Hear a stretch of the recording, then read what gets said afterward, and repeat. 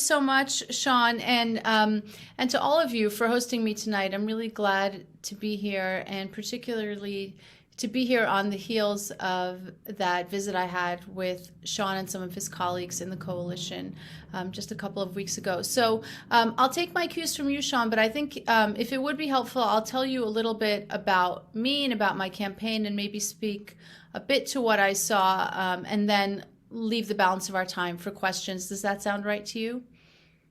Okay, terrific. Okay,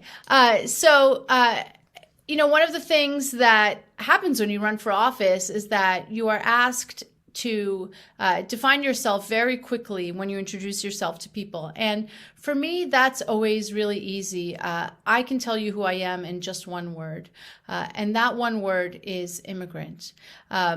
I came here to this country really as a refugee from Iran during the revolution that was happening there in 1979.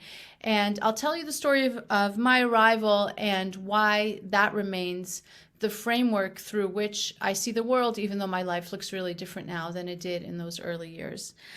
So I arrived here on Christmas Eve of 1979 with my mother and my brother, trying to make our way to America to get away from the violence and the anti-Semitism of revolutionary Iran. And we happened to arrive here, as I said, on that holiday, and I think that really set our life's course, because we came with what I now understand, having become a lawyer and been able to go back and look at my file, as what we had were fake tourist visas. And we obviously were not tourists. We had one-way tickets in our hands.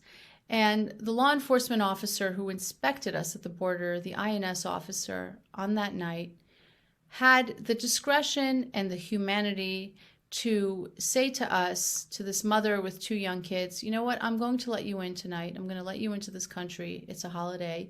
And I'm going to let you collect yourselves and figure out what your claim is. And if you have to come back to self-deport, that's what you're going to do in a couple of days. And that was the beginning of everything for me and my family. And we wound up finding our way to pro bono lawyers who represented us for free for the next 10 years as we made a claim for asylum.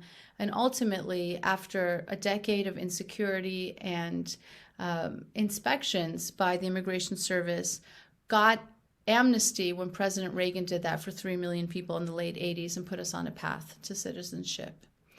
And I start there, even though I could talk about lots of different experiences in my life, working for Eric Holder, clerking at the Supreme Court, being a federal prosecutor, because to me, that moment and what followed are incredibly definitional for a number of reasons. First of all, I never take for granted the things that my parents brought me to this country to experience, which are fairness and safety. And those are the values that I want to talk about with you tonight in the time that we have. Second, when I see barriers to access and to opportunity, even if they're not barriers that I myself experienced and that I could never experience because of who I am and the skin that I have and my gender, I still feel that immigrants' impulse to tear them down and to get them out of the way for others, because I know what it's like to be on the other side of a border and unable to access opportunity and to depend on humanity and good discretion in law enforcement in order to be able to experience those things.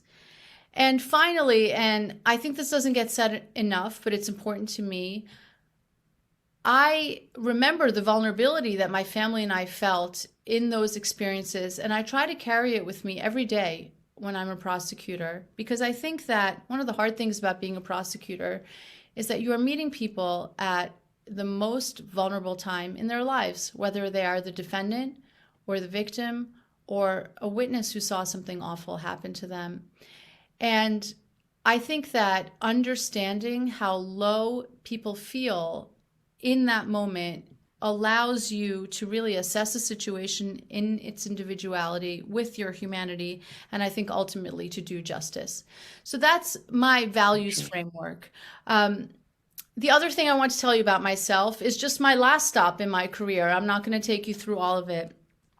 I come to this candidacy having served as the general counsel of the Brooklyn DA's office.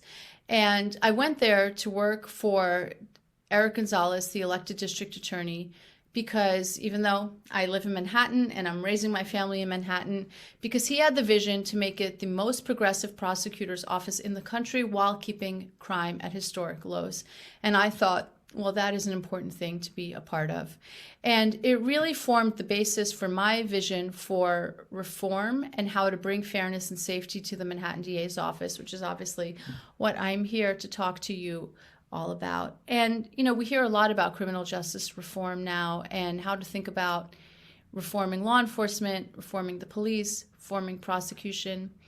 And for me, I think that it's really a two-part project. It's about doing less, so pulling back from the cases that have not advanced public safety and, on the contrary, have harmed people, have made communities less secure and less safe rather than more, that have perpetuated racial disparities, that have perpetuated or criminalized poverty, but at the same time making sure that we are using our power and our mission, right, to deliver on those very basic values of fairness and safety. And to me, that means a number of things. It means that when you see the safety profile of a neighborhood change in the way that has been described by the coalition, that you want to do something about it. It means that when there is a surge in gun violence, like the kind that we have seen tragically in New York City in the last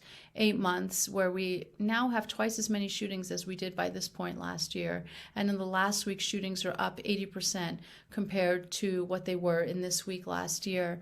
And we're really, kids are the victims of gun violence that you say, I have to take that on. That is the core mission of this office.